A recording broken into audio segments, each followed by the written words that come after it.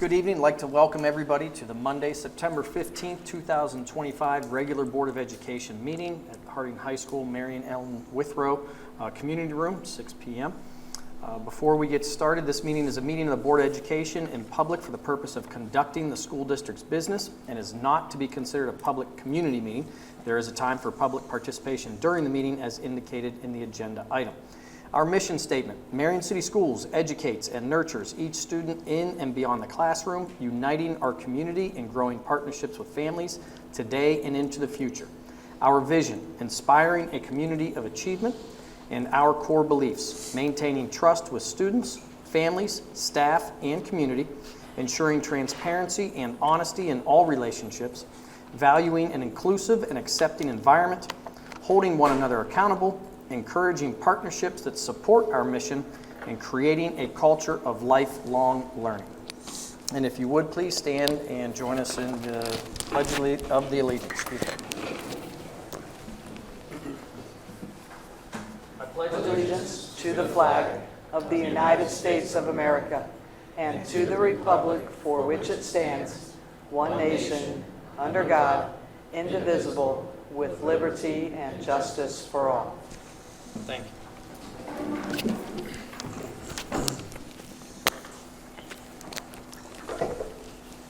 And Mrs. Carter, will you please call the roll? Mrs. Dyer. Here. Mr. Geyer. Here. Mr. Ratliff. Here. Ms. Swanger. Present. Mr. Weibling. Here. Takes us to agenda item number 3, agenda confirmation. Do we have any motions for additions and or deletions to tonight's agenda? Seeing that there are none, we'll go to 3B, approval of the agenda. Do we have a motion to approve the agenda as presented? So moved. Second. Call the roll, please. Ms. Swanger. Yes. Mr. Geyer. Yes. Mrs. Dyer. Yes. Mr. Ratliff. Yes. Mr. Weibling. Yes. Agenda item number 4, superintendent's report. Mr. Murphy.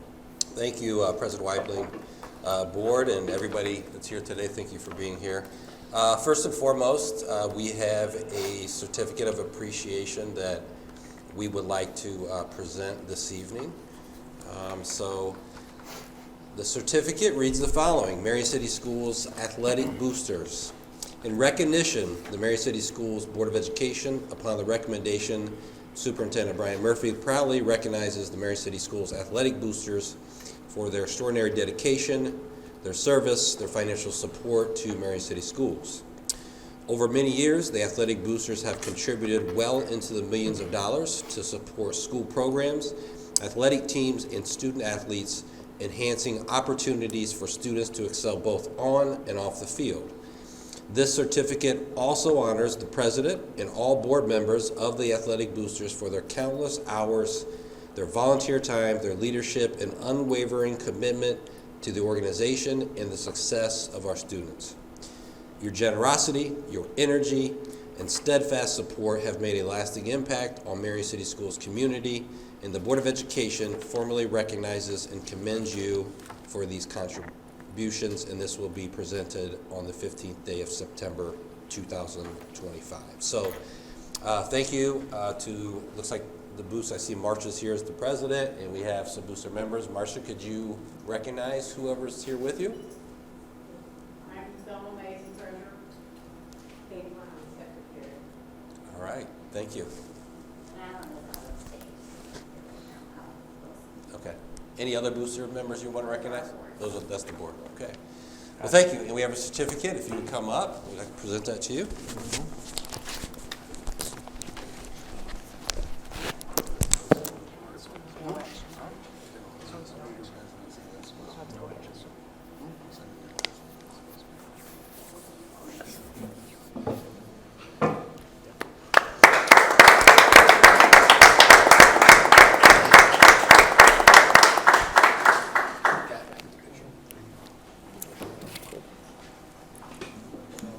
I'm going to skip the picture today.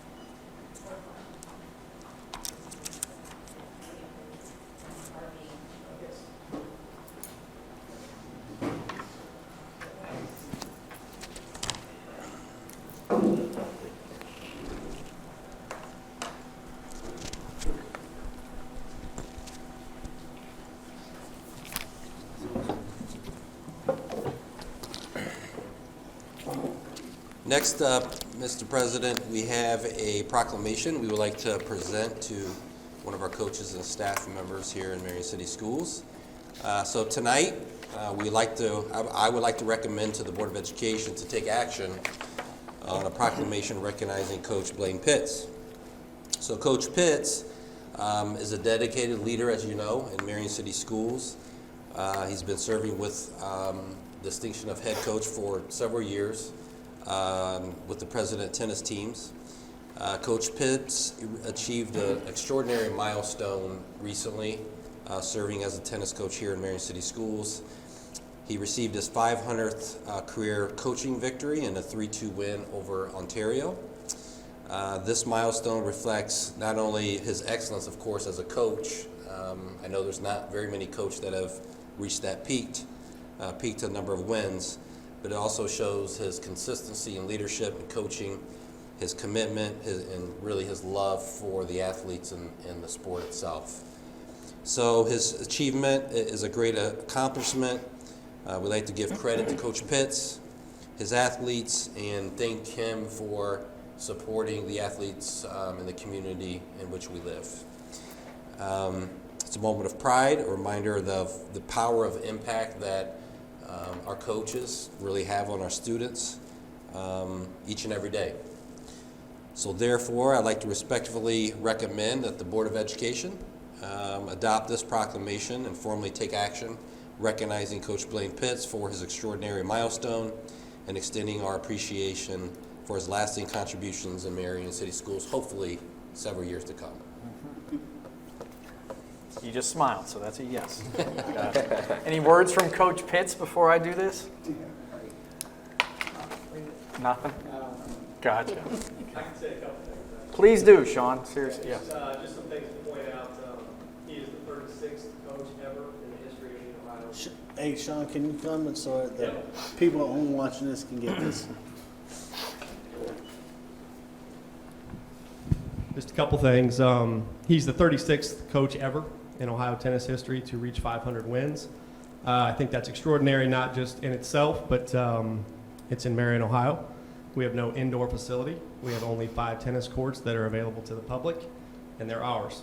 No city parks have a tennis court. There's nowhere. Even the country club doesn't have a tennis court. So just want to point out how extraordinary that is to achieve that here, and also the number of kids that he has have gone on to make tennis their career out of Marion, Ohio, and that's been neat to watch too, just as an observer who can't play a lick.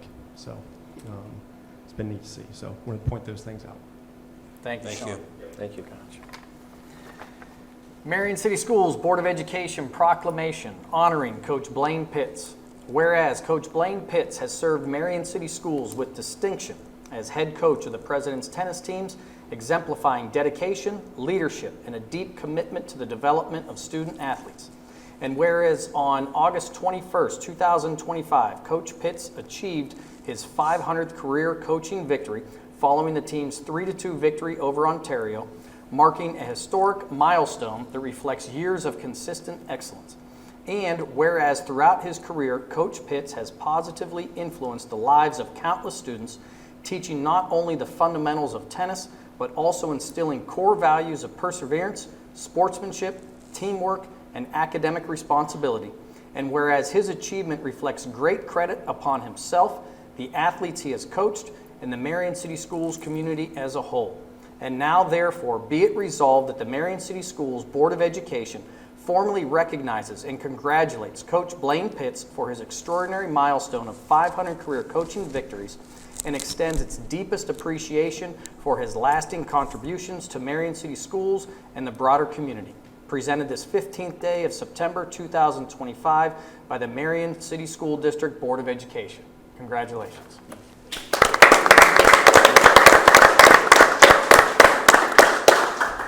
Do we have a motion? So moved. Second. Any discussion? Thank you very much, and you're not allowed to retire, just so you know. So keep going, please. Yeah, I'll just, I played for Coach Pitts in high school, and then I had the pleasure of coaching alongside of him for a number of seasons with both the boys and the girls program. And, I think the things that he coaches, really help prepare kids for the adult world. Accountability, responsibility, availability, and coachability. And just this past weekend, he'd sent me a text. He was up supporting two of his former players that were playing collegiately for Otterbein. And so I'd sent them a message after he let me know that he was up there supporting them. And their response to me was how excited they were that he was there that day. They each received wins that day, a couple, I believe, and they were even more excited to let me know Coach Pitts was there. And so I think that's the kind of coach and the kind of impact that he's had on our district for a number of years. And he develops that relationship, and he develops that rapport with his kids. And I was a kid that never played a lick of tennis until 9th grade, and it's a sport that I'll continue to hopefully pass down to my kids because of his influence. So, and it's not just me; it's hundreds and hundreds of kids that he's impacted, and I just so proud of him. I'm a huge supporter of the program, and just we're extremely lucky to have had him in our district all these years. So, congrats, man. And that's what I just want to say in terms of a model of what we want our coaches to be. To recruit kids that didn't think that they could play tennis, to keep them, to develop them, and then to create a winning program. It's from top to bottom. It's, again, the perfect example of what we're looking for. So thank you very much. So, Jolene, whoops. No. Can you call the roll, please? Ms. Swanger, Yes. Mr. Ratliff, Yes. Mrs. Dyer, Yes. Mr. Guyer, Yes. Mr. Weibling. Yes. Picture time.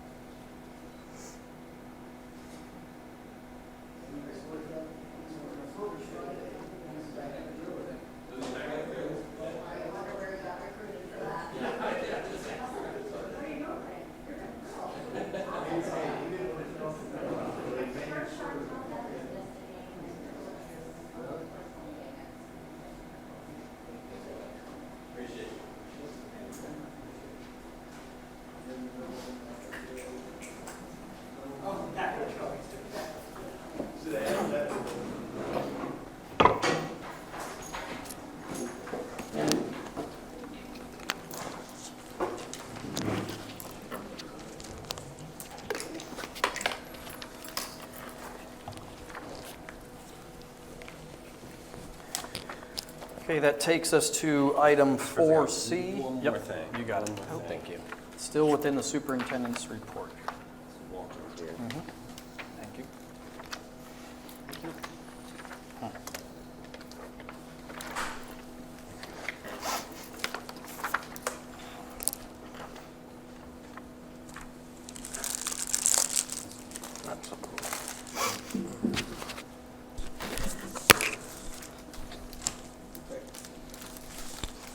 Thank you. Oh, momentum. No, thank you. So Thanks, sir. So what's being provided to you is the state report card was released just today. So Actually, the information, after talking to some of our attorneys, the information was embargoed. I didn't plan to talk about it today unless it was released today, but I knew there'd be a chance. But sometimes when the state says a certain date, it doesn't always happen. So decided to kind of throw this on the agenda just to give you some information about what's on the state report card. I won't spend a lot of time on it, but just kind of do a quick overview of some of the information. So what's in front of you is the report card for 25-25 school year, and then behind it, I just compared it, I just added the report card from a year ago, which had been the 23-24 school year. So just to kind of go through some of the differences in the report card from the last 2 years, some highlights with some of the progress that we're making as a school district in the last year, and that's why we're passing out the pens that say momentum on them with the presidential seal on that, because we truly have a lot of momentum going in Marion City Schools. So first and foremost, overall, we went from a 2.5-star district last year to, after this previous report card, we now are a 3-star school district. We improved 3.5% PI, percentage points in achievement. We also improved by 4 performance index points. We had more students in terms of the achievement area in Advanced Plus, Advanced, Accomplished, and Proficiency areas than we have in previous years. Matter of fact, I went back several years and we've never accomplished to the level we have this year. You know, achievement is really just how well students performed on state tests from a year-to-year basis, just a comparison. In terms of progress measures the growth of students that are making on their past performance. So they look at individual students and then they look at the holistically. We went from a 2-star district to a 3-star district in that area as well.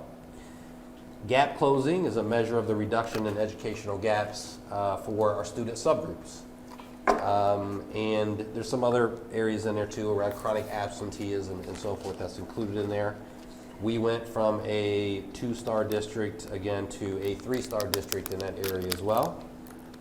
And as a matter of fact, we went from our annual performance, this report card was 37.5% in gap closing, and last year was 26.6%, so we had an increase of over 10%, which is pretty incredible in 1 year.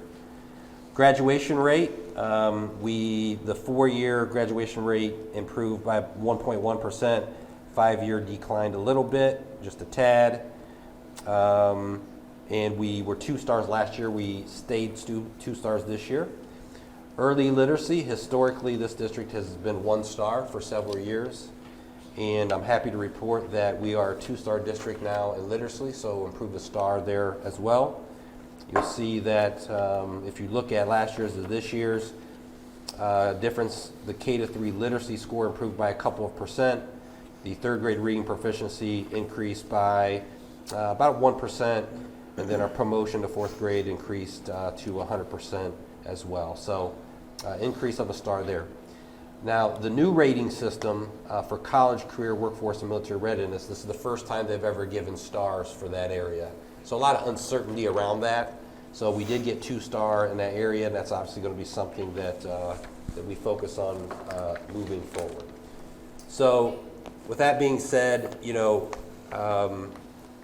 just last part of this brief overview, you know, I think there's really, all the schools did well. And I think we had 4 schools that actually went from 1 star to another star. So when I look at, you know, and Pam White was Principal of the Year for a reason. And I can tell you, when you look at their report card, you know why. They went from a 2.5 to a 3-star school. GW went from 2.5 to 3 stars. Garfield went from 2 to 2.5 stars. Grant went from 2.5 to 3 stars. And then our other schools, they stayed static of where they were. They made some gains, but it just wasn't enough to move up a star. So Harrison stayed at 3 stars. They're still the highest performing school in our district. Taft remained at 2.5 stars after moving up to 2 stars the previous year. Harding's sustained at 3 stars, and then McKinley is sustained at 2 stars. So just brief overview, very happy to report the progress. Coming in September with a lack of planning with our team, but making a lot of changes, a lot of reform efforts during the course of the school year, really heavy focus on academic achievement, kind of as we went, putting things in place. The goal this past year was really just to sustain. It was not to improve. And so I'm ecstatic to know that we improved to this level. And arguably, I went back probably to 2008 and 9 report card. There were different report cards along the way. So there used to be the A to F. There used to be, actually not even A to F, it was a continuous improvement system in 5 different levels. Then it went to an A to F system, and then it went to the star system. Well, it hasn't been a star system long, but district's never been 3 stars. So that's the first for that. And if you really go back and you defined how they graded A to F and how they did the continuous improvement process before that, this is arguably the highest performing time the district's ever been in, probably in the last 12 years, 13 years. So we are ecstatic by that. We think we're just getting started, and we're going to keep the momentum going, which is exactly why you have those pens on you. So just wanted to report out that we're doing well. Well, thank you very much. And I know we wanted to keep these comments brief so we can present them again, but Yep. the fact that, and this is to everybody, every single Marion City Schools employee, to make adjustments on the fly with minimal planning and then to execute that plan while adapting to change it's incredible. And it bodes well for our future, for the district, for the families, for people coming back, for this community. So, and we're so excited to see what happens next. We have raised the bar, and we've met those expectations, but we're not done. And I think everybody up at these tables understands that. But tremendous job, and thank you very much, and keep doing what you're doing, everybody. That concludes my report. Okay, thank you again. Takes us to agenda item number 5, the Assistant Superintendent's Report. Mr. Hanger. Yes, sir. Mr. President, I have a special treat this evening. Brett McCreary has graciously come to present the Warren Harding Portrait Review. And so I'm going to close my mouth and I'm going to turn it over to Mr. McCreary and allow him to do his magic. Thank you, Mr. Hanger. I Absolutely. appreciate it. Thank you to Board of Education for allowing me to come this evening.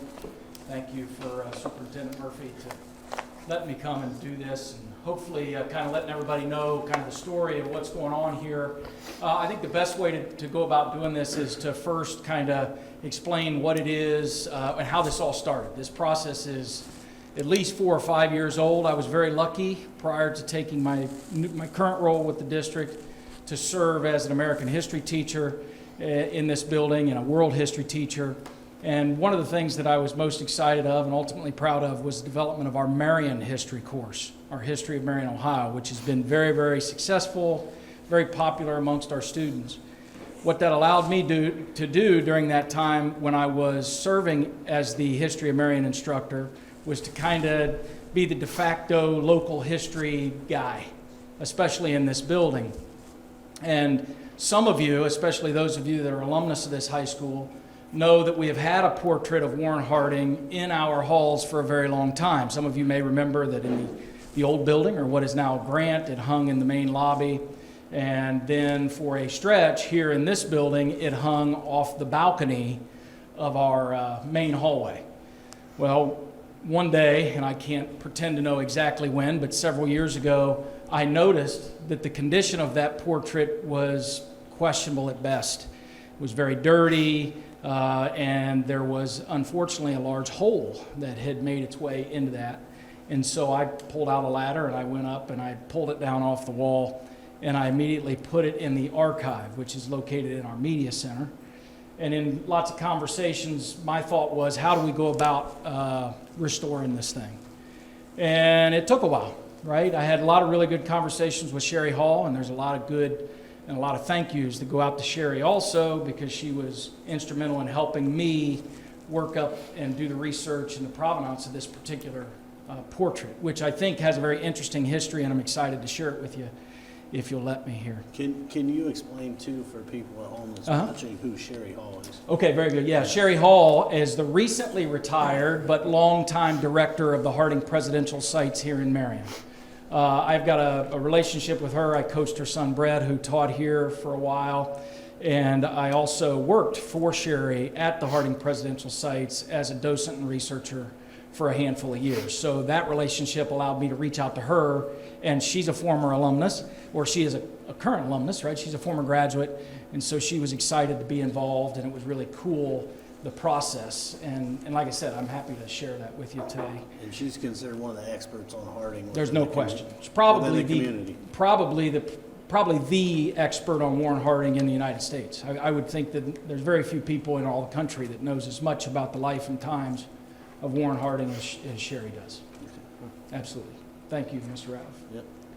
So what I'll do is I'll kind of click my way through a presentation here to share with you some photographs and some different things that I dug up that really make this story pretty cool and interesting. So ultimately, we're going to talk today about the history of this particular portrait. I'll come back to each of those images shortly. First of all, we talk a little bit about the background. The portrait itself that will be revealed today, that many of you have seen in our halls for a long time, was done by P.W. Munsey. P.W. Munsey was a lifelong New York area artist, lived in New York, and actually came to be known very well to a gentleman by the name of Joseph Frelinghuysen. Joseph Frelinghuysen was a close associate of then Senator Harding. They served in the United States Senate together, both as Republicans. Senator Frelinghuysen from New Jersey, Warren Harding, obviously, from Ohio. Now, the portrait, or the painting, pardon me, that you see on the show in front of the slideshow in front of you is the signing of the Knox-Porter resolution, which was commissioned by Senator Frelinghuysen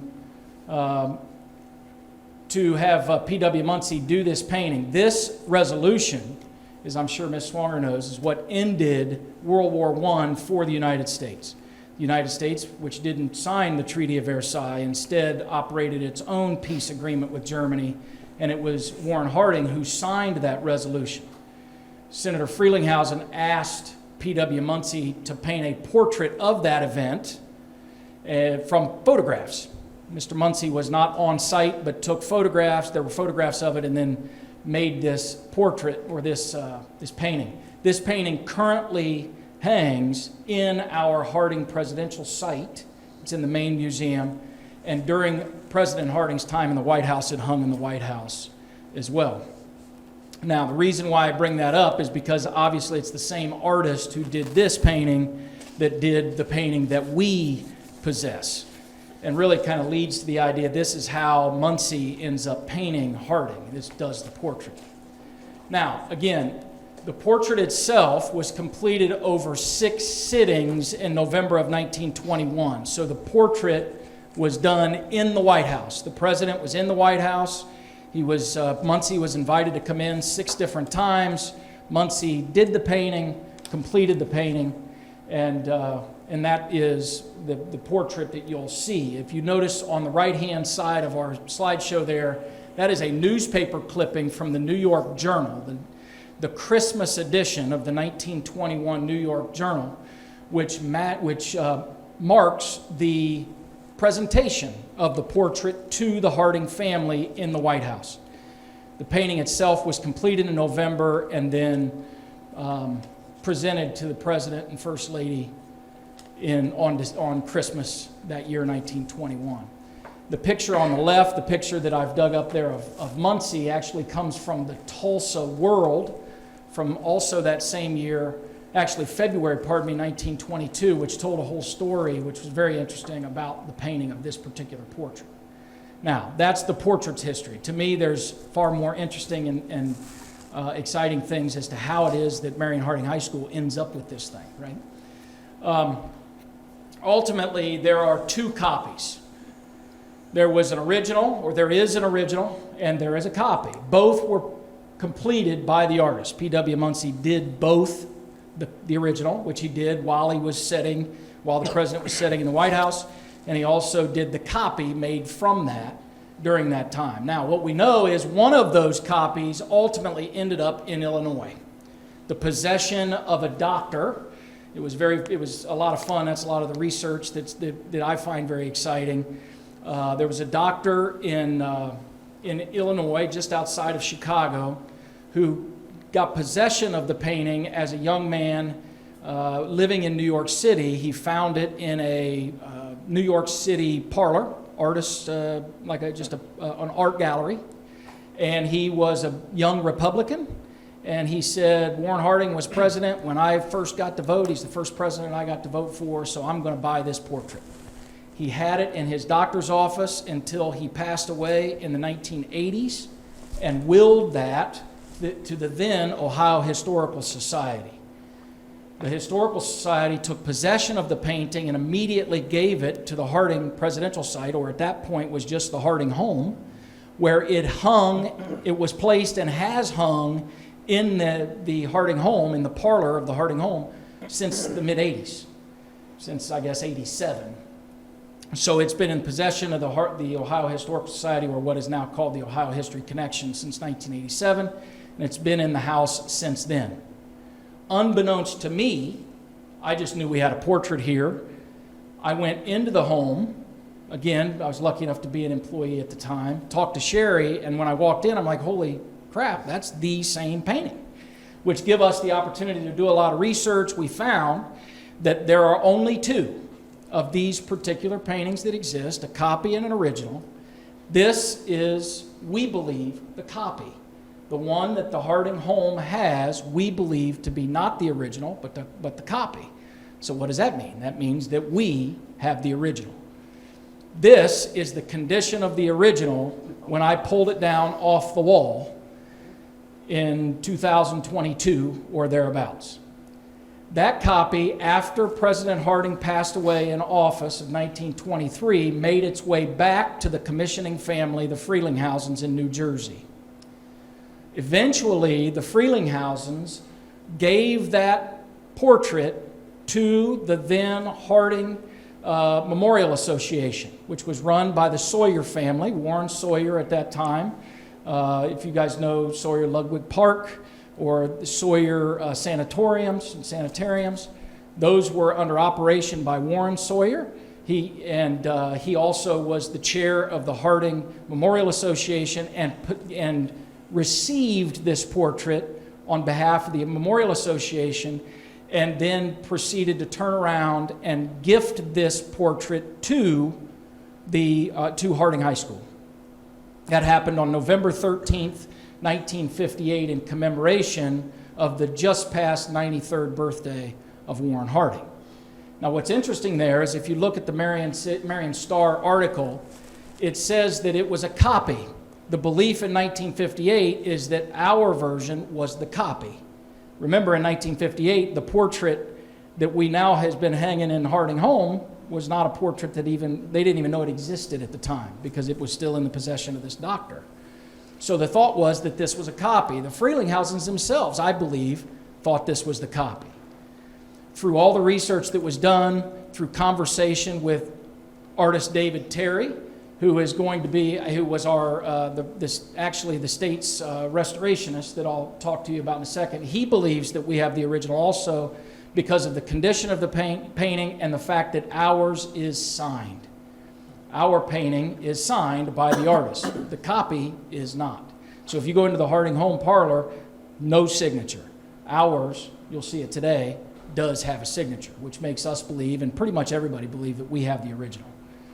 Now, the reason why that's special is because high schools, public high schools, don't have these kinds of things. This kind of stuff doesn't happen. You don't end up with historical portraits like this. Once we realized what we had and the historical significance of it, we felt like it was even more important to begin the restoration process.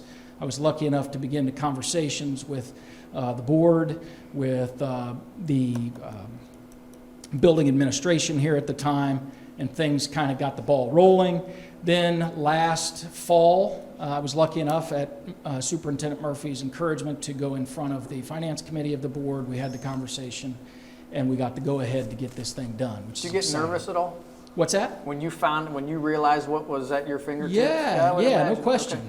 Yeah, it was exciting. I don't know about nervous. It was Okay. just really exciting. Right? Okay. It's really cool. The pictures that I've got up here for you show some of that damage up close. These were the photographs that I took just to send to the restorationist, Mr. Terry. And I share those with you. You'll see the cracking. You see the paint peeling. I think I've got a picture. There's the signature. You notice the date, right? It matches up, November of 21. That's when he would have been sitting in the White House. So to think that this painting was done with the president in the White House, and here we have it, that's pretty cool.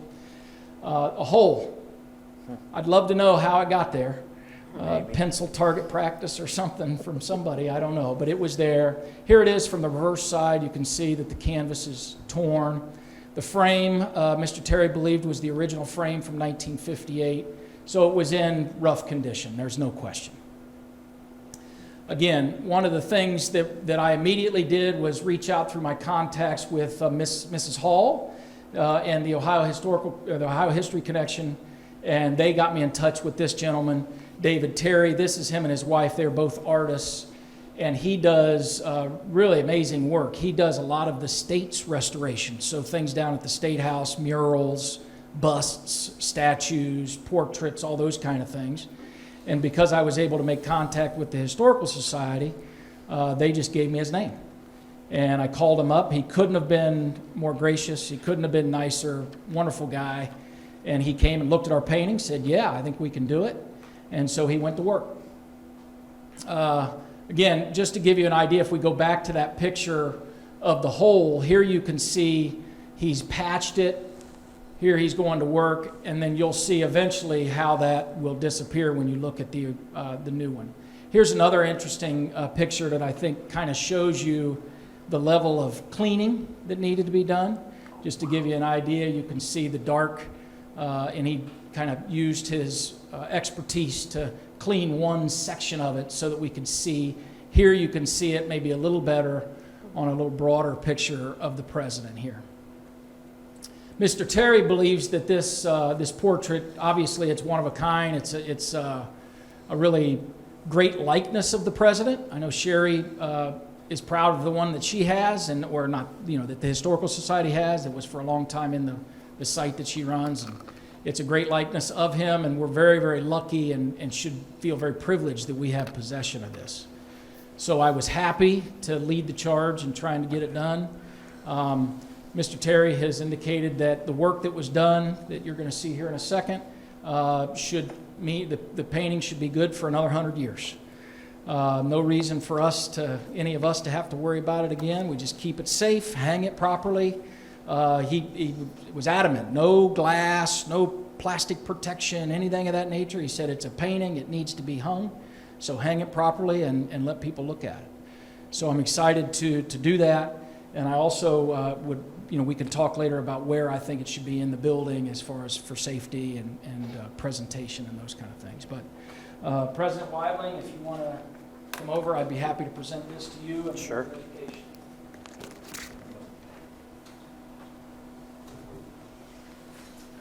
Someone would like to go. Don't ask me. Let's just do it right here. Would you go on the other side? Go ahead. He's wanting to say something over there. John. Yeah, John. What do you want to say, John?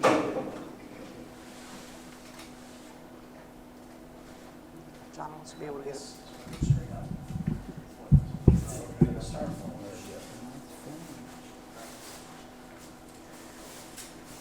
Wow. Look at that.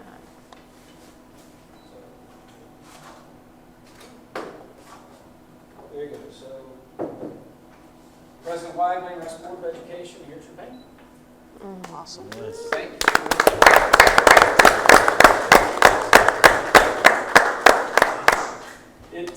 It turned out beautiful. He did incredible work. You can see if you want to come up and take a look at it close, you certainly can. He took the original. Can you turn it grass so he plate. can? Yes, absolutely. Show it to our guys. He took the original grass plate and did it on top of the frame.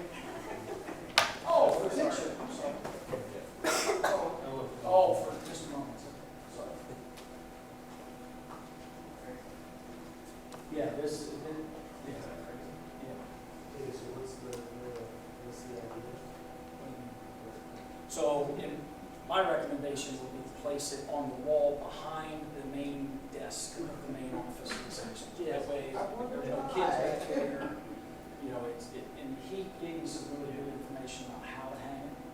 So, it's not just like one. Not a trophy case. No, he said just let it hang. It's meant to hang, it's meant to be seen. So that's where it should be. And he said that you won't have to touch it for 100 years. Yeah, right. Class of 92 to put the hole in that thing? Yeah. No, the frame was part of, this is the original backing, right? So this is, and I wish I knew, Mrs. Dyer, what this is called. This is the frame that the canvas is stretched over on that. So he said over time, the canvas will kind of sag occasionally. He said that's very natural, and eventually, when the weather, humidity and the rest is taken care of, it'll take care of it. That is the frame, the framer. He did indicate that this frame came from a Columbus, Ohio framer, who is the premier framer east of Mississippi. They no longer make frames. He said we were very lucky. This frame size was unique. So to get this frame was a luck. We lucked out. Did you get a chance to see it? Sure. Yeah, it's beautiful. And for us to have it, that's the original. He took the original off the old frame, and he framed it in this one, and he put the glass plate. Fantastic. And that's why you don't frame it, you kind of restored it. He did everything. So he fixed the canvas. I can't find the hole. Never find the hole. He was able to touch up, do the restoration work that these gentlemen do. That's how they make their living. And then he found the frame and then framed it. So the frame was, these frames are the guy frames it. And he had a frame and he framed it and he presented it to us. And what he came by, I think it was in May. He delivered it to us. So Now, is there a way that we probably could decide the whole process by? Yeah, I would be happy to write something up. Yeah. Absolutely. That we work on, he said it's gonna be around for 100 more years. That's right. Are you gonna do it for the total store? It's, So we you gotta need to figure it out. PowerPoint, Yeah. Nice. Yeah. So that's good. I love that. Yeah. So, yeah, I do, thank you. Yeah, we'll put it back, and then we'll put it in the. I'll take this over. Yeah, let's put it back to the archive until we decide to.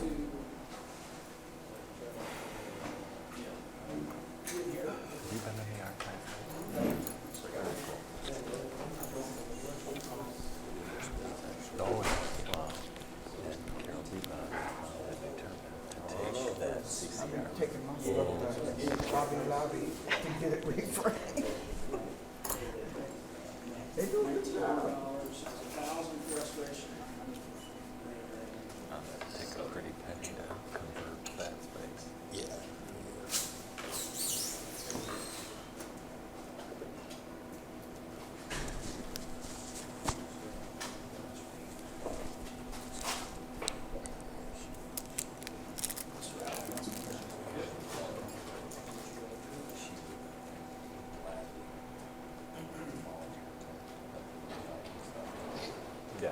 Yes, I would agree. So Mr. Ratliff asked a question in regards to the cost of the process. The expectation was, based on just the importance of the painting, that it was going to be a very costly process. I think the board approved $5,000 in expenditures, but the total cost was $1,900. So we were very happy. I think Mr. Terry, I don't want to speak for him, but he's such a genuine guy. He really liked what we were trying to do, what we're trying to accomplish. I think he was more than generous in the work that he provided and the cost at which he charged to get it done. So he deserves, obviously, all the credit when it comes to that kind of thing. And I just am very grateful to get to be a part of that process. It's been very, very cool, and I think it's a really neat thing for our school to have possession of. Absolutely. Very cool. Thank you for your work on this. Appreciate it. Yeah, no, you're welcome. And your passion. Your Thanks. passion. Yeah. Thank you very much, that's awesome. Yeah, thank you for being the point person on this. You saw a problem and fixed it. You didn't walk by it. And the word pride means a lot of different things to a lot of different people. It's a word I tend not to use very often. But I think that's what this represents. You know, these are the things that this community should be proud of. And there are many more. And again, we didn't just walk by it. And how many of us did? You know, I probably walked by it 100 times without even thinking anything of it. But we saw a problem and we fixed it, and it's something that does need to be commemorated. I love Ms. Dyer saying, hey, let's put up the whole history of this whole process. I love that idea. So thank you very much. I really think because the district had sat on this, the pain for such a long time, there was a lot of interest from other parties of taking this, lack of better words, off our hands. And I remember asking Brett about that. Hey, what's your thoughts about this? He said, oh, no. So, I mean, if it wasn't for him, this wouldn't have gotten This doesn't done. happen. So Yep. thank you, Brett, for all your hard work Absolutely. It's and my dedication pleasure. to the process. Yes. We thoroughly enjoyed it, and I'm glad that it worked out. Thank the artist, too, for Yes, us. Absolutely, thank you. sir. Yeah, thank you, restoration. Mr. Terry, bet. for Yes. So all the work you did. Marion is getting ready to celebrate that 250, Mm-hmm. and that's a nice story. I fortunately am on that committee, Yeah. so we might have to add Okay. Harding as a stop. So that's why I'm interested in you kind of writing stuff down, because when those activities happen, which is January of 2026, people will be coming all around Marion, listening to stories and looking at artifacts and those kind of things. So I'd be proud that, you know, Harding High School will be a stop and the story can be told. I like the funny part about maybe it was a pencil, maybe Yeah, it right. wasn't. No, you don't know. Who knows? I feel like yeah. that hole wasn't there the whole time. I mean, I Yeah, looked I at don't that think painting so. a million times, you I know, and know, like you say, you walk yeah. by it, you're right, But, Mr. Weidling, but the hole, I think, is what made me say, oh, wait a minute, we got to do something. Yeah. So, So it is pride, like you said, we gotta have pride, so. yeah, thank you. Well, I'll that's why talk we're to you here. about that, about us being a stop Very for cool. that story. Well, I'm happy to lend whatever hand you think I can provide. Okay. Gotcha. Thank you. Thank you again. Good stuff, very Rich. much. Thanks. Your geekiness paid off, Mr. McQuarrie. Got our history geek and our legislative geek over here. I was in the same department, so I got a label coming soon, I'm sure. All right, that, Mr. Hayner, concludes your report? Yes, sir. I believe. Thank you. Nice job, Mr. Well done. That takes us to item number 6, the treasurer's report.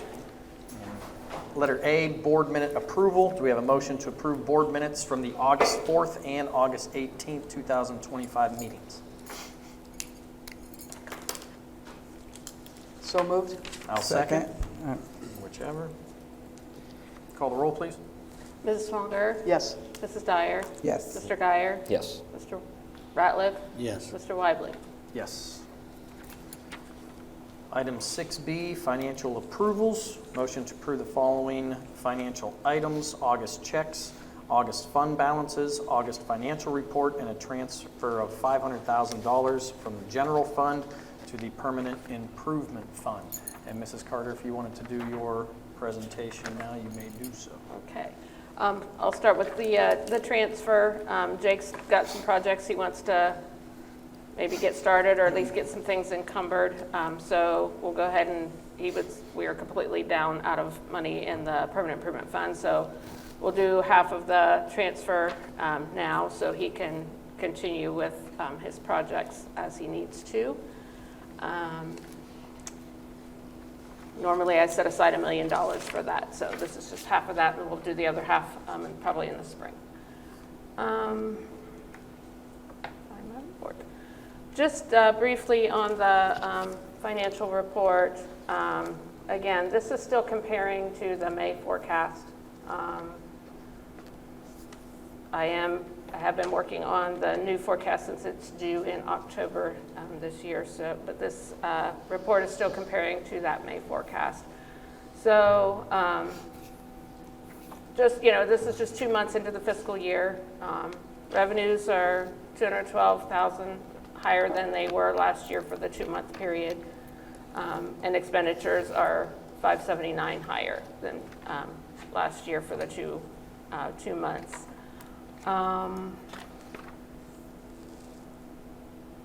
Looking at month to date, it's skewed because this year we got our property tax collection in July. Last year it was August, so that's why the monthly amount is so vastly different. But if you look at the annual amount, so on local taxes, we collected almost $300,000 more this year for the second half collections than we did last year.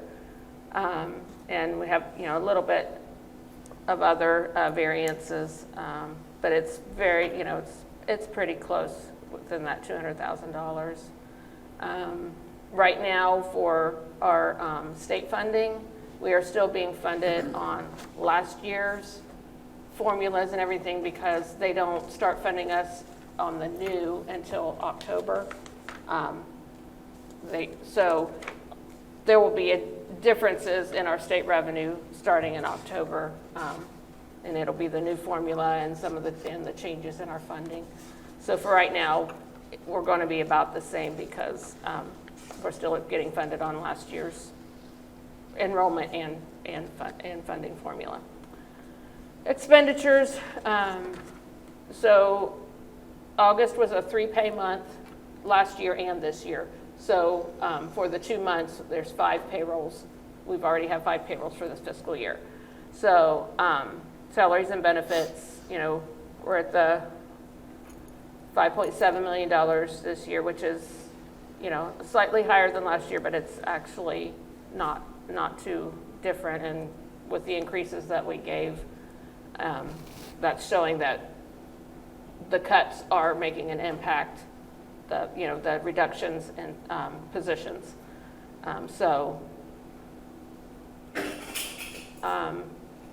Other expenses are considerably lower. We had some big expenses last year in August, so that's showing that big difference. So we actually, for the month, we're down almost $500,000 in total expenditures. When you get to both months together, that's when it's higher. Purchase services, I will tell you one thing that we're going to be keeping a close eye on is our utilities.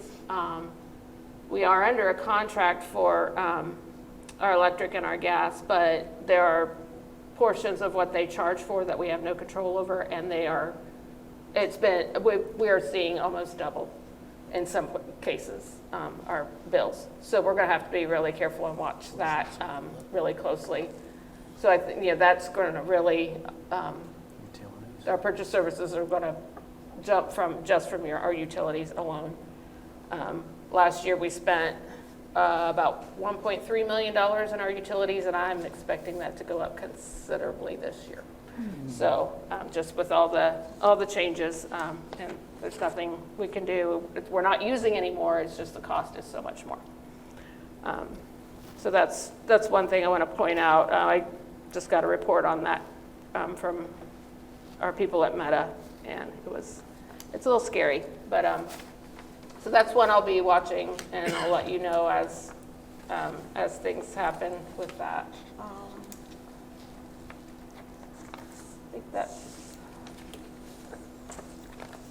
all the things I wanted to highlight. Mr. Ratliff, I think you had a question. Yeah, when you reported, when you did this, was the 500 out, or is that in addition? No, it has not come out yet. Yeah. Okay. Right, I have to get it approved, and then it'll show next month. Correct. As an expense. And when you're saying on our utilities, it's a lot. Obviously, everything in the world has gone up. Right. Tremendous amount. What are do you know off the top of your head, and you probably don't know, but maybe you do, the portions that we're not being able to get out of?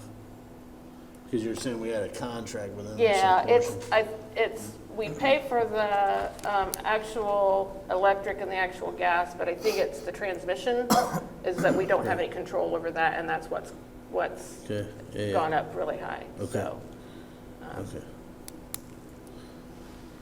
Any other questions for Ms. Carter? So with our contract, should we kind of like, I don't know, look around and see if how long are we under contract? the gas just started July. We are actually doing really well on the rates with that contract, but electric companies, gas companies won't enter contract for the transmission costs. They're just going to charge. Okay. They won't, so we can get portions of it under contract, but not the whole bill. And we're in a consortium with Meta, and there's many schools in it, so that does help keep the costs good. down. Okay. For that side of it. We just can't, the transmission, they will not lock themselves into a cost on that. I think in the past, I think Tara was here, but I think even when board member McInnes was here, we had discussions, though very brief, about potentially wind and solar to try to help drive some of these down, whether it's putting some solar panels on top of this roof or other buildings' roofs, whether it's putting a kind of windmill out back. I know we briefly talked about it, and I think, Jake, you remember some of these discussions that hopefully Ms. Dyer and Mr. Geyer and Jake can maybe get back in and look at that through buildings and grounds on possible solar and wind energy that might be able to cut some of our bills down as much as we can. So hopefully we can do that, revisit it, I guess, because I don't think we fully visited it the first time, but it was brought up. So maybe it's something to look into now that, stuff's getting out of control. So just an idea. I like it. And I don't know how much that would cost to put solar panel or any of that. But the economic feasibility of it, something to look into, so. Okay. Any other questions, comments, concerns?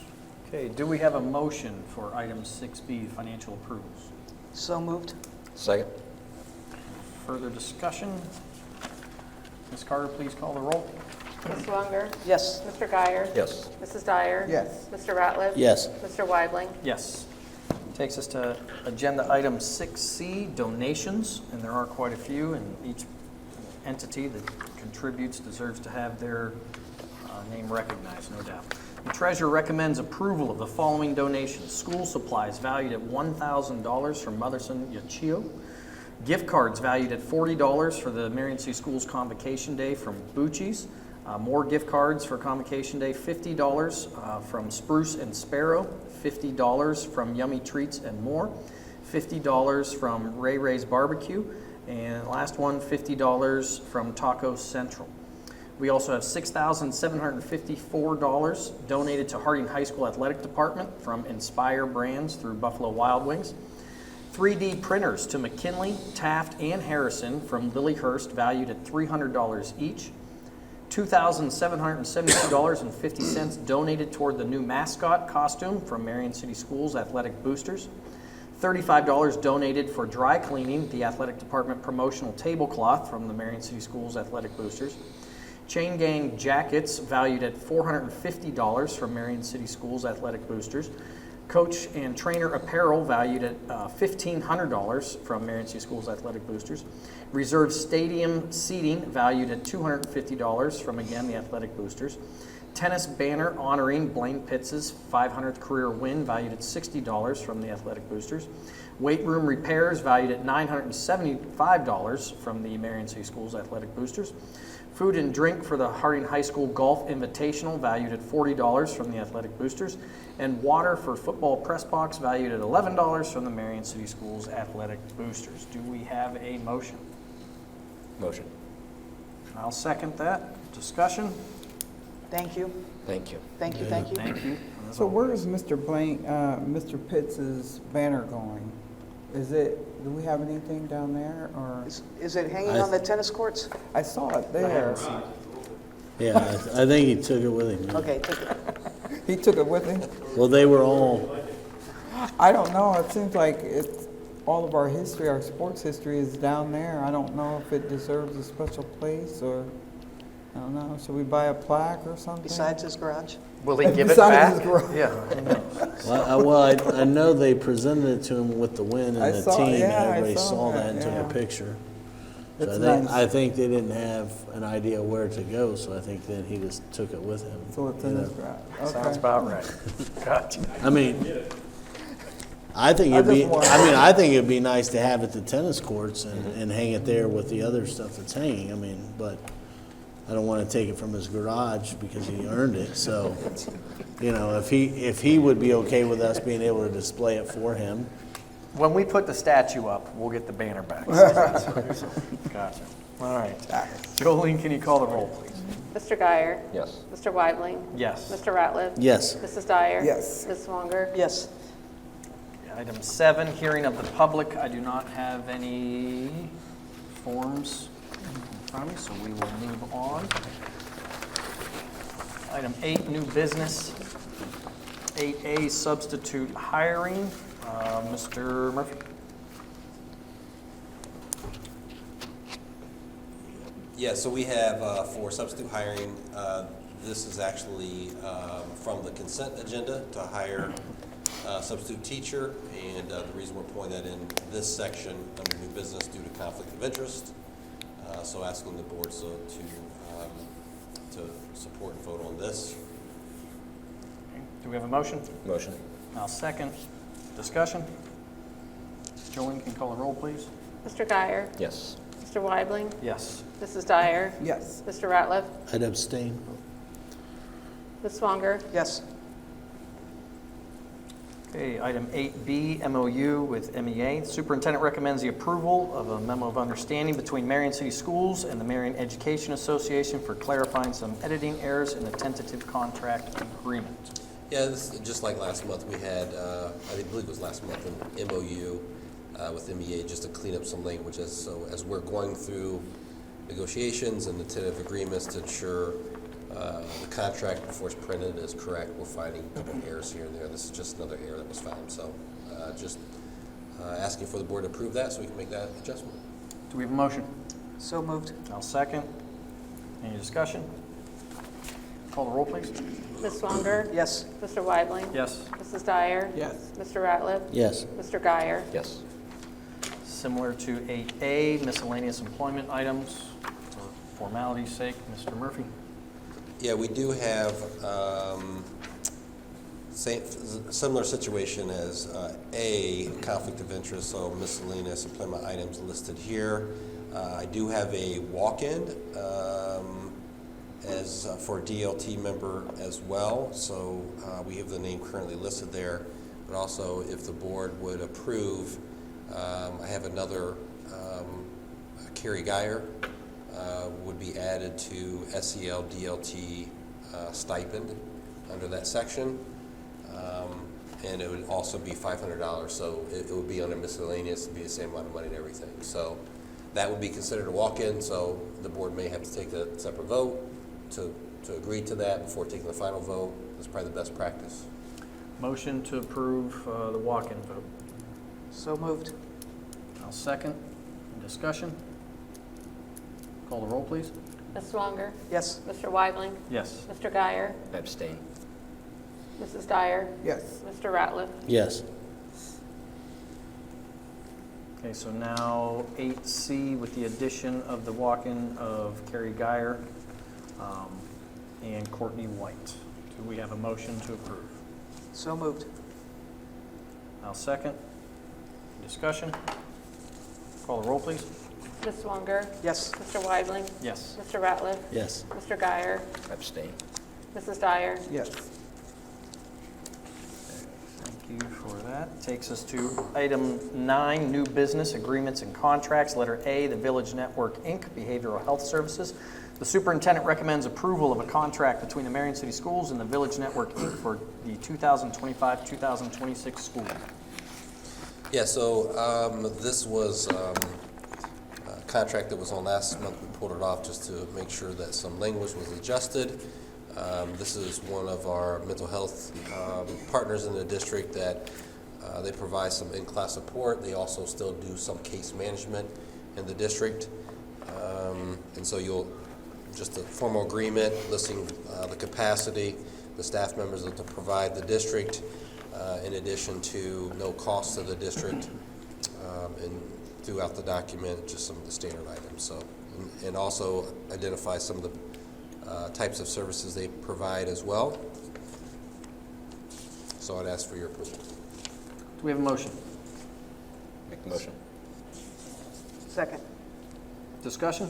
This contract we're voting on is similar language than what we've already approved, meaning in years past.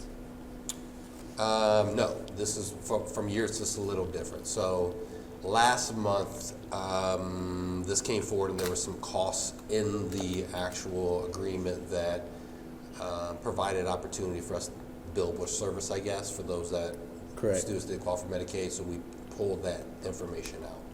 But I So mean, we brought that's, it back this month. but in years past, we approved it without that language in there. Correct. Yeah, that's what I And guess I mean, mean. I do think, you know, I mean, it's not necessarily captured in the contract, but we have a very deliberate, intentional plan that we're doing in the schools in terms of who our partners are, and the very specific work that they will be doing in the schools. It's going to be structured out so everybody understands role clarity around that. So Village Network is aware of that, RFS is aware of that, and really the other one is Ohio Guidestone, and they're aware of that as well. You're being intentional with what each counseling service is providing to our students. Yeah, I'll give you an example. So it's not overlapping. Yes, Fair correct. enough. Yeah, and to give you an example, RFS Behavioral Health, the program's called Tackle. They're more around general behavioral mental health supports in schools, so they're the embedded partner providing that, a lot of case management therapy. Village Network, you know, they are in some of our high needs classrooms, and they provide day treatment programming in there. That will be their focus moving forward. And Ohio Guidestone, that focus they'll have some case management, but we'll also lean on them for some students that may not be Medicaid billable, because they have a grant to cover those costs around that. So again, it's the more structure that we have around that, the more clarity, the better services we're going to provide the kids, and the less conflict we're going to have in the buildings around it. Any It is a further- transition. Village Network, for example, they still have a caseload of students. They're going to continue working with those kids because we're not Correct. going to disrupt the continuity of care. But as we go over the next few years, that will be eventually phased out. But all new Correct. referrals for general mental health, behavioral health support will go to RFS for those services. That's the But they have clear defined goals on how each of those Oh, are to yeah. operate in our Absolutely. system. absolutely. Okay. Any further discussion? Questions, comments? Okay, Jolene, call the roll, please. Mr. Guyer, Yes. Ms. Swanger, Yes. Mrs. Dyer, Yes. Mr. Ratliff, Yes. Mr. Weibling. Yes. Item 9B, Ohio Health Grief Support. Superintendent recommends approval of an agreement between Marion City Schools and Ohio Health for a program which offers free grief support, education, and consultation services to grieving children and teens. Yeah, this is a contract that we've had in the past with Ohio Health, or this is a support service they've provided.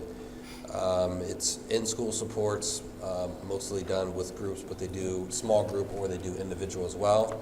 The focus is specifically around grief and loss. This is, I believe, is a 2-year contract, no cost to the district, and we have many students that receive this service, you know, throughout our schools, all of our schools. Do we have a motion?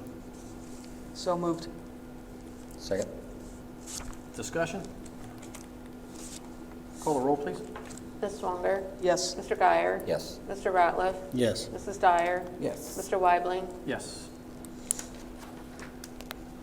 Item 9C, IC Ohio Vision Exams. The superintendent recommends approval of an MOU between the Marion City Schools and IC Ohio to provide comprehensive eye exams and prescription glasses at no cost for students for the 2025-2026 school year. Yep. Again, no cost to students, families, no cost to the school district. These are visual screenings in addition to comprehensive eye exams for our students. They come to Marion City Schools 1-2 days per year. It's mobile. They use our health center. Usually it's at Taft. We've had conversations just actually today. Kathy and I talked about the opportunity to expand this. We really think that there's probably more of a need around visual screenings, that we'll probably have a lot more kids that will qualify for classes that need them. So we'll work on expanding that service. It's done during the course of the school day. And I even said that, depending on the support, we obviously would like them to go to as many schools as possible. If they don't, we'll go as far to provide transportation over the course of the school day if we can get parent consent to get kids over there to do that. So we're looking at expansion to different schools, but maybe even more times per year, or would it be more buildings? I would like to see more times per year. Okay. And I think for convenience purposes, it'd be nice if they would go to each school. I don't know if that's an opportunity or not. We'll have to see if it is. If not, again, I think we need to explore options to make sure we can get kids there. What are those options? And you're talking busing potential options to make sure they get there from one school to the other. Gotcha. Yeah. Do we have a motion? Second. Discussion? Call the roll, please. Mr. Guyer, Yes. Ms. Swanger, Yes. Mrs. Dyer, Yes. Mr. Ratliff, Yes. Mr. Weibling. Yes. Item 9D, tiny mobile robots. The superintendent recommends the approval of an agreement between Marion City Schools and Tiny Mobile Robots for the purchase of a robotic athletic field paint machine. Yeah, so the Tiny Mobile Robots, this is the, just asking for authorization to purchase. It's a purchase agreement. You'll see the total cost there with a $23,000 discount from this company. The cost is $34,710. It's a very nice discount. Originally, we thought the cost would be a little bit lower than that because we were working towards getting a grant, as some of the board committees know. But through conversations through a couple different of our board committees around the discussion and discussion around capital budget and reallocating some things, we made room in the existing budget because we felt it was important to purchase this. I mean, it's some of the positives to having this is it's going to provide us more accurate field lines. It's going to be better quality than what we're used to seeing. So it's a time savings. I mean, we're going to see that our ground staff work more efficiently with these things because they just program it and watch it do its work. And it's going to reduce, really, in addition, it's going to reduce time spent from our personnel and probably reduce overtime costs, as Jake and I have talked about. So it is a cost savings to the district and potentially even with the pay. I mean, we're using it more efficiently, so there should be some cost savings there as well. So it's just, using resources better. We certainly will get our money back with this over time, so it's a good investment. Do we have a motion? Motion. Second? Discussion? The only thing I saw, and I don't know that this matters, but on the actual proposal, on the first page of it, it lists Marion City Schools still with the 100 Executive Drive. So I don't know if we need to get that changed, but that's on the title page for the... And one other thing I wanted to add to just the benefits of it. This can also paint parking lots in terms of relining them. And then one of the things I loved is that research was actually presented during this process of how it provides structure.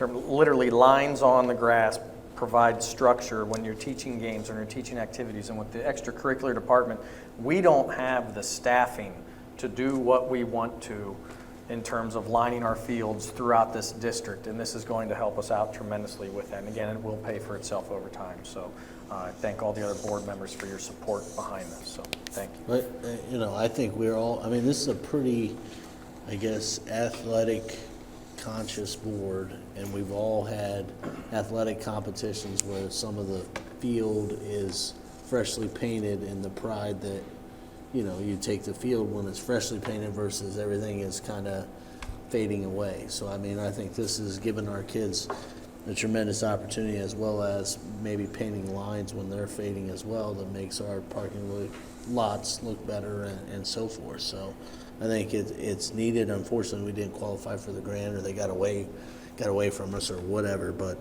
I think this thing can save us, as Mr. Murphy's saying, paint. It'll save us time. I think there's a lot of benefits for this. I think it's going to make the district look good because we can paint certain things if programmed into the ground, like gold presidents or certain things into our ground that we couldn't do probably in the past. So I support it.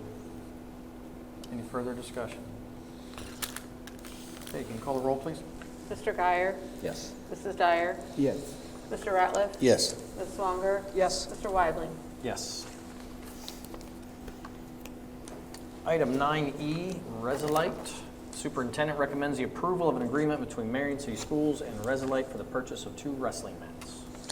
Yep, just that purchase agreement for those 2 wrestling mats used for boys and girls wrestling now, which I'm happy to say. And then that totals around $34,000. We, again, you know, our athletic boosters stepping up again. So we're buying 2 mats, $34,000. We're going to get reimbursed for one of those mats. This price is a much better price than what Sean actually thought it was. Mr. Ratliff, if you remember that discussion. Very in happy. Committee. Very happy. We thought we were looking like $60,000, $70,000. He swore by it. So we're happy with the price. It's much better than we originally anticipated. So I'm just asking for your support to purchase these 2 wrestling mats, which they will be replacing a couple of mats that I probably wrestled on in the 90s. So that's still there that really pose a safety risk. So I'm glad that we're able to get this done, because I know it's something that's been worked on for a few years now.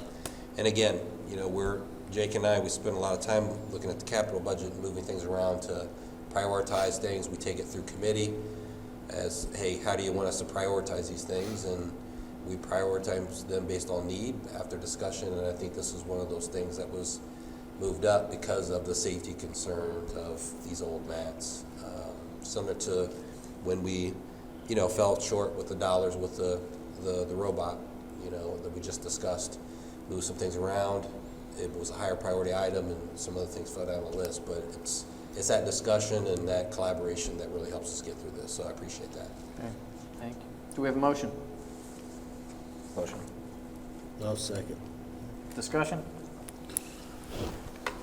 Call the roll, please. Mr. Guyer? Yes. Mr. Ratliff? Yes. Mrs. Dyer? Yes. Ms. Swanger? Yes. Mr. Weidling? Yes. Takes us to item number 10, new business resolutions.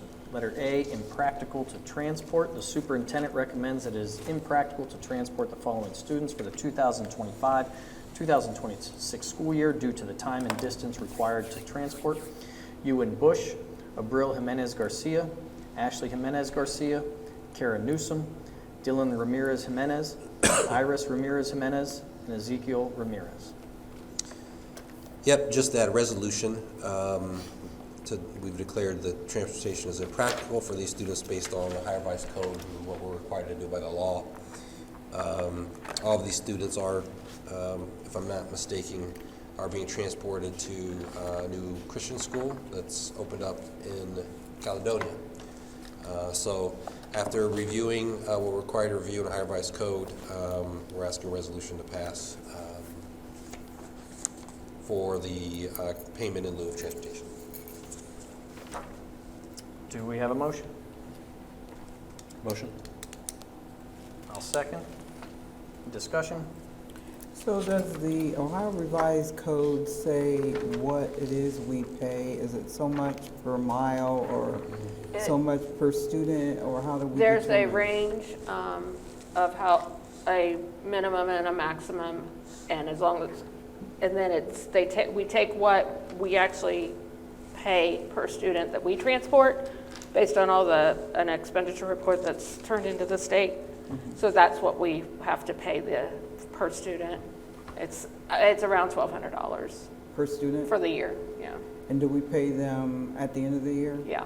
I get a verification that they attended all year, and then I pay that. So. Because I noticed too, they sign a contract, and I guess I never saw that before, where they accept, so we're doing a contractual agreement with the family that says they accept this, so they don't have to come back and say, well, you know, you should have transported us, and they also can reject it, right? I saw that. It's all part of revised code. Yeah. Okay. Any further discussion? Jolene, can you call the roll, please? Mr. Guyer, Yes. Mr. Weidling, Yes. Mrs. Dyer, Yes. Ms. Swanger, Yes. Mr. Ratliff. Yes. Item number 11, executive session. Do we have any need to go into executive session right now? I didn't think so. Number Not right now, but. Not right now, but Okay. later. You got it. Right.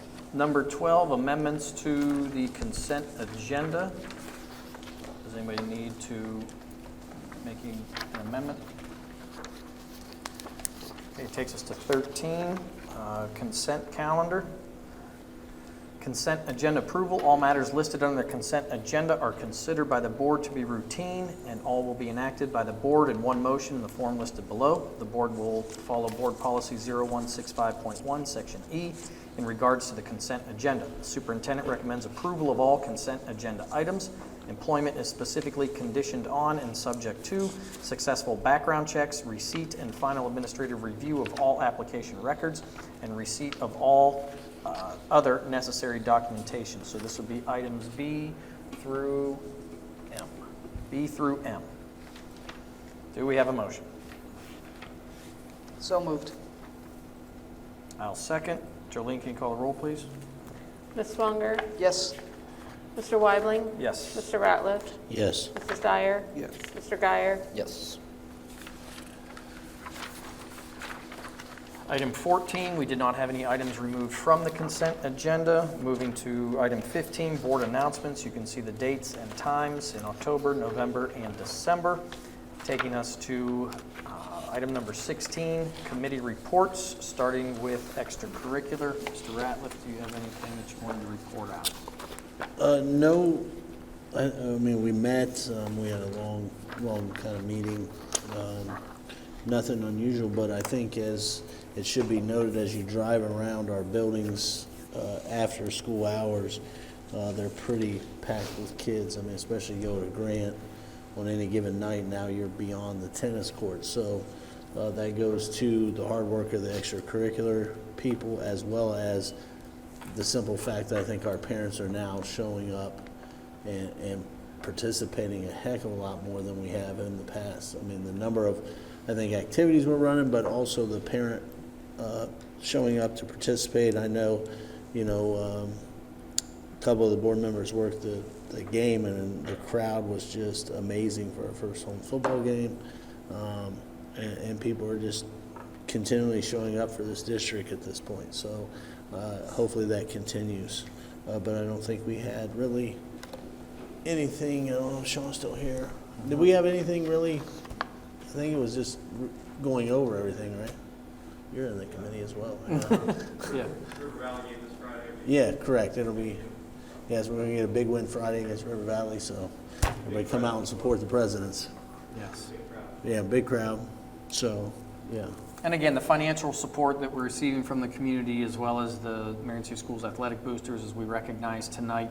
One of the things that I like having mentioned at the the extracurricular committee meeting, making reference to the discussion about study tables. And that's one of the reasons why we did this, is because we know that more participation in athletics and activities tends to show an improvement in academic achievement. They go hand in hand. That's where the pride comes in again. And again, as Mr. Ratliff said, the number of our students who are participating, it's just a very good trend that we are seeing. It goes along right with the momentum. So thank you for everybody who's involved with that. So, buildings and grounds. Yes, we met last Monday, reviewed the cabinet accountability scorecard that Jake and Superintendent Murphy shared with us. constantly reviewing the capital plan. I reach out to building principals. I try to reach out once every 3 to 4 months just to see what their building's needs are compared to where we're at in our capital plan. So did that this past week, got some good feedback from our building principals, so we discussed those during our meeting as well. We'll continue to prioritize and try to do what we can to make sure our individual buildings are looking as good as they can and are as safe as they can be. Obviously, just approved the robot printer and the 2 wrestling mats. We've talked about those 2 items for the last few months, so glad to see some good discourse and get those items here for our, essentially our students to be able to use. Went through a couple different options regarding the fitness center in Church Street and what that looks like coming up as far as renaming those facilities. More to come there. Jake and his team are working on quotes. Our tennis courts are up for resurfacing this summer, so we're starting to get the bids out on what that would look like to get that completed. Looking at new signage here for the Marion Ellen Withrow Community Room, so hopefully we'll have that up here before too long. And our next meeting slated for October 13th at 3 p.m. at Church Street.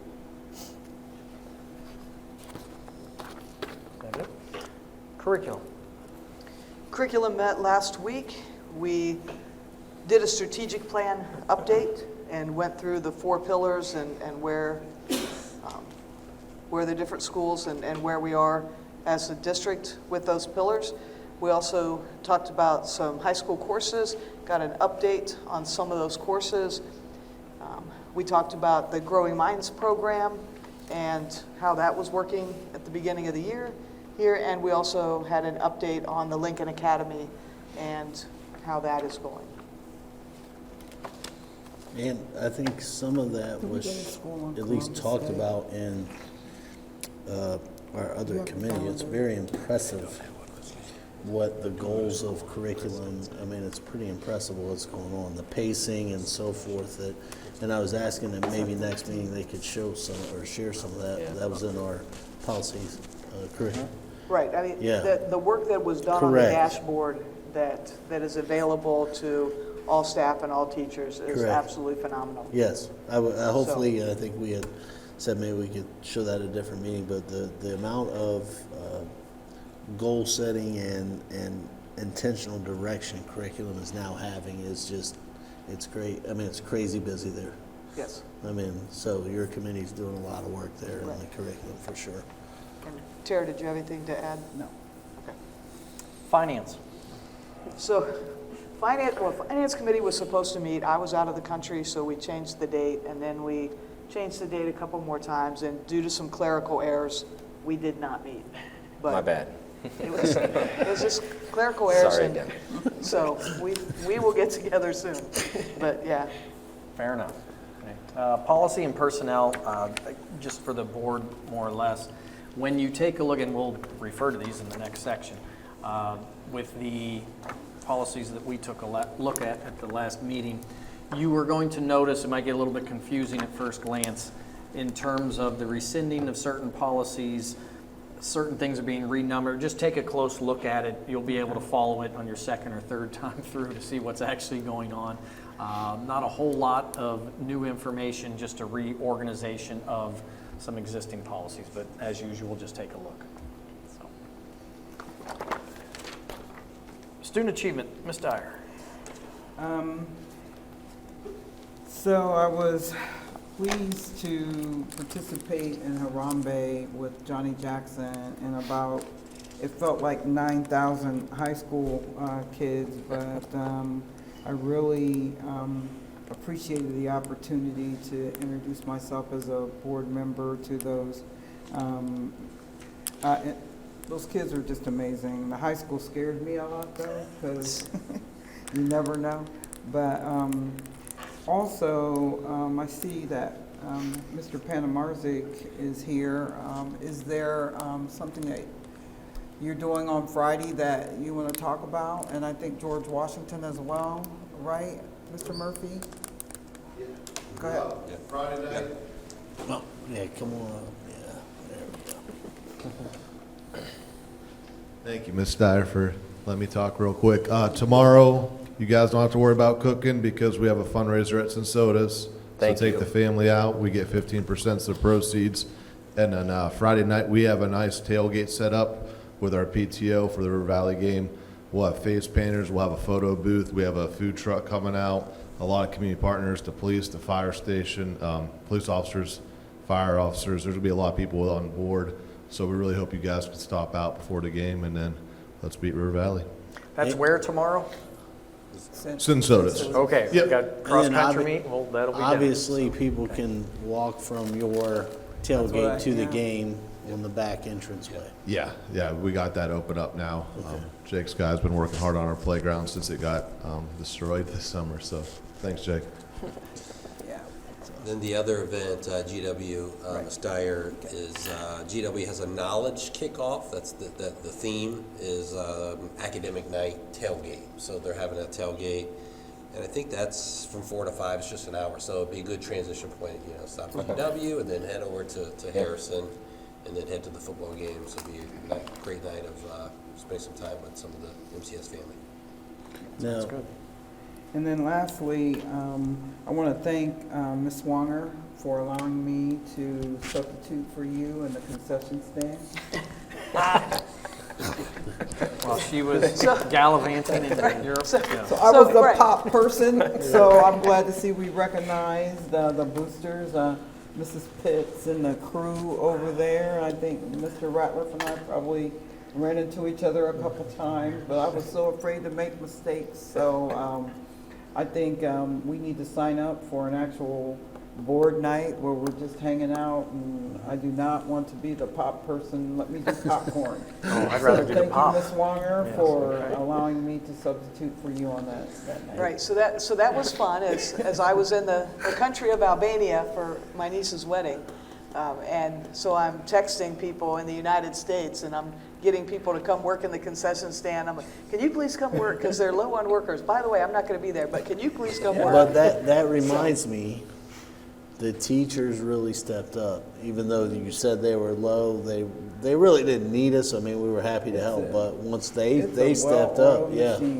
They You get an stepped email, up. you get a text, and you get a choice, and then when you walk in there, it's like you get your training, and it's You're not off. like I'm gonna work the concession stand. It's like Get your I'm gonna Martian. work the concession Oh, stand. it's a workout. It is definitely a workout. appreciate you And if you allowing me. don't like the pop, do not take the window. I'm just saying, don't work a window. But yeah. When you advance to the window, you know you've made it in life. Ooh, I think Mr. Murphy said the line was like crazy. Oh, it's crazy. Yeah, All so- night All long. game, It was right? crazy. All night long. I think we stopped at like 2 minutes left in the game Yeah. to go watch the end of the game. But it was, Yeah, absolutely. And again, I think that's part of our service back to the community, is we need to be seen in places like that. And as much as our booster club helps us, we also need to be able to reach back out and help the booster club. So I think, is BHE, Mr. Panamarthic, are you guys doing concession on that day? We do the Oh. third. Last year, we tried to do both of them, and it just was too much trying to transition from all the different stations to there. But we'll be there on the third, which I believe is homecoming evening, so. So they have We'll be ready. different schools and stuff, so we'll tell Mrs. Pitts that I we'll think sign up it's- as a board. GW, right? All right, I'm in there a lot, that's it so. for me. I'm not sure who's this week, but usually every school has. I one thought it day. was Yeah. George Washington, It might be. but it's going to be busy, that's for sure. Marcia told me, and I can't remember. It was like, you This know, one, this one half hour will ago. be really busy. It'll be really busy. That's it for me, Mr. Wyburn. Thank you. Legislative liaison. I do not have any updates at this time. Okay. All right, that takes us, I wasn't expecting that. Usually you've got the floor for a few minutes. We've been in recess. Yeah, there's no. There's been a little recess. Fair enough. Number 17, information and discussion items, first reading board policy updates. That's what I just gave you a heads up on. Again, just be careful as you're reading through that. Number 18, policy readings and approval. Let's see. Superintendent recommends the approval of the two policies that we took a look at. Last time would have been the first reading, so this is the second reading, field and other district-sponsored trips, as well as interscholastic athletics. Do we have a motion? I'll make the motion. I'll second. Any discussion? Jolene, can you call the roll, please? Mr. Ratliff? Yes. Mr. Weibling? Yes. Mr. Guyer? Yes. Mrs. Dyer? Yes. Ms. Swanger? Yes.